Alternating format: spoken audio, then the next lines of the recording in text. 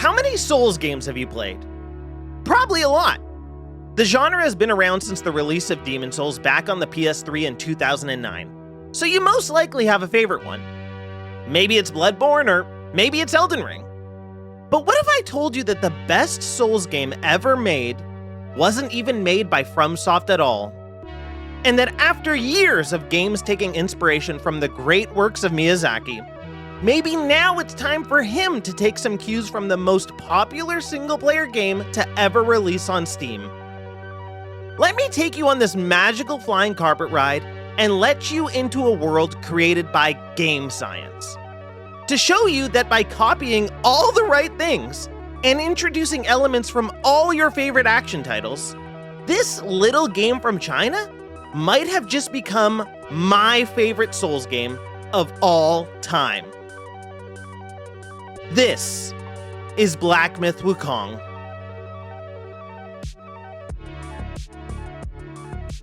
Black Myth Wukong is a Souls-like, trust me, it is, inspired by the classic Chinese novel Journey to the West. It's set in a fantastical version of ancient China, filled with mythical creatures, powerful deities, and stunning landscapes. Think of it as a slightly more linear Dark Souls 3, but with a lot more fighting. You play as Monkey, and the game absolutely kicks you in the face with one of the coolest intros ever in a game.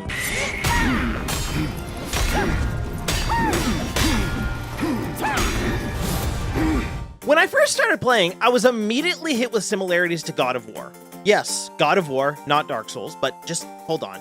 The game starts you off by putting you in these very linear paths where you fight a few enemies where you gain some combat experience before challenging you with what you've learned with a nice little mini-boss. Except while in God of War, you fight one boss, in Wukong, you fight 3. And it's through that similar type of level design and combat flow that you can see where the inspiration comes from and why the people are comparing the two. But the similarities basically end there. Because if it was the same as God of War, then sure, it would be a game loved by many, but it wouldn't be breaking any records. And yet Black Myth Wukong has literally smashed through the Steam charts, blasting past every popular game and cementing itself as the record holder for the most concurrent players on a single-player game ever, beating Cyberpunk and just second on the total rankings behind PUBG. And there's a reason for that. No, it's not just because the game has massive support from the Chinese player base, but obviously that helps. China. But it's because when you look back at some of the most beloved games in the genre, games like Sekiro, games like Dark Souls, and then you look at games that took inspiration from those, like God of War and Lies of P, it becomes very clear that people absolutely love these types of games. They love the combat, they love the world design, and they love that you fight some of the coolest bosses in the frickin' universe, dude.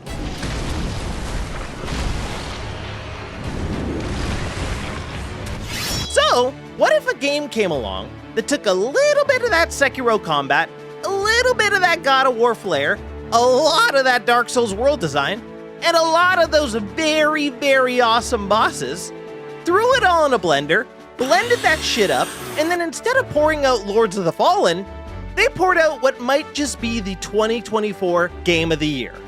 That's what I'm talking about right here. Black Myth Wukong has been slowly creeping up on us for 4 years. First revealed as this ridiculously good-looking game with graphics that seemed way too good to be true. And because of that, there was a lot of discussion that while the game is clearly extremely pretty, there's just no chance it's going to be actually good or fun to play. We don't know the studio, and the game just feels way too ambitious. Well, doubters, you guys are idiots, and you're all wrong. Because Black Myth Wukong lives up to the hype big time. And thinking back on it, people also didn't believe it when Lies of P came out of Korea and showed us that a different studio is actually capable of delivering the Bloodborne sequel we've always wanted. And now people didn't believe that a Chinese studio could give us the Souls experience we've always been looking for. But they did! They gave it to us good! But, okay, fine, let's hold on a split. There's probably a lot of people scratching their heads because maybe they've only read about how the game is a boss rush, or that it feels like a God of War clone and not like Dark Souls at all. Well, people of the internet, listen here, because whoever told you those things lied to your frickin' face. The game is absolutely not a boss rush, but yes, there are a lot of bosses, But it's just a ridiculous thing to say, especially if you've actually played the game beyond the opening hours. And the game doesn't feel like God of War other than in Chapter 1, and really other than maybe taking some influence from the general combat style. If you really want to think of it as God of War, then think of it as the best God of War game, because it's taken everything God of War has done right and combined it with Dark Souls, and then you just got yourself a serious winner here.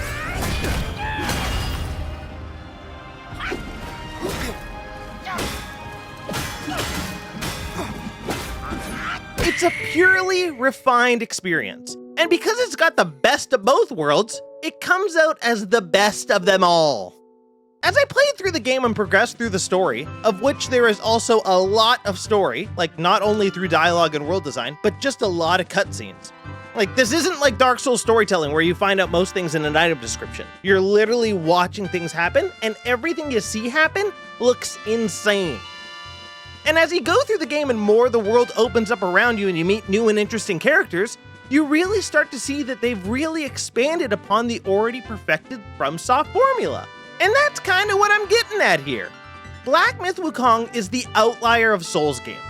Not just because it's from China, but because it takes everything done right from every Souls game and just turns it up a notch. I think literally the only thing the game is missing is the parry from Sekiro. Like, that's it.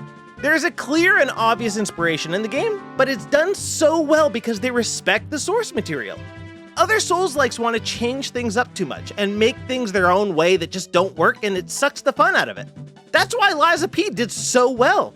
It stuck with the formula and improved upon it, and made a damn good game that a lot of people actually consider to be the 2023 Game of the Year.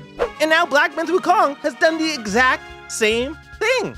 It stuck with the classic Souls formula that was perfected by FromSoft, except it added to it and expanded on it in all the right ways, and it just makes sense. Prettier graphics, deep customization, more story, it just works. But okay, yes, fine. Do I miss some of the intricate level design that was present in Dark Souls 1? Of course, but that doesn't mean that Wukong's world is bad. It's just that it's a lot more linear, even though it has wide open areas and multiple branching paths. I mean, still, take a look at this area. It's filled with secrets and different paths to take, and this is only one small section of the chapter. So even though it might not have that kind of winding kind of world design, it still is incredibly detailed and fantastic to explore. Like, this game is huge, and it's not a boss rush. And to say that the game is just God of War Light or Stellar Blade but worse, proves that the people that said that have only played the first hour or two of the game, and then nothing beyond that. And even some of them saying that it's not a true Souls-like because when you die, you don't lose all your souls? Is that all it takes to call it a Souls-like? So you're saying in Sonic when you die and drop all your rings? You're saying Sonic's a Souls-like? Get the fuck out of here. Stop being dumb and start realizing that Black Myth Wukong is just a straight-up great game. An amazing game, in fact, with tons of depth to the way you build out your character with skills and spells, with how you explore the world, with how you interact with the world. It's just so good. I mean, you're seeing it. You can see it with your freaking eyeballs how good it looks. Think of how good it looks, and that's how fun it is to play. There's like 500 unique enemy designs. The boss battles are unbelievably cool and just get crazier the further you are in the game. The abilities are awesome, and the upgrades just work perfectly to make you feel stronger and stronger. And guess what? It actually takes the one thing that holds back most people from playing Souls games, the difficulty, and it made it not as hard. So you, yes you, can play Wukong and have an amazing time, and you won't want to bash your head against the wall because the first boss is too hard and I just can't do it. You can do it now. And for people who have been craving a more linear Souls game after Elden Ring, this is it. Black Myth Wukong is the Souls game that we've been waiting for. And you know what? It's better than Shadow of the Erdtree.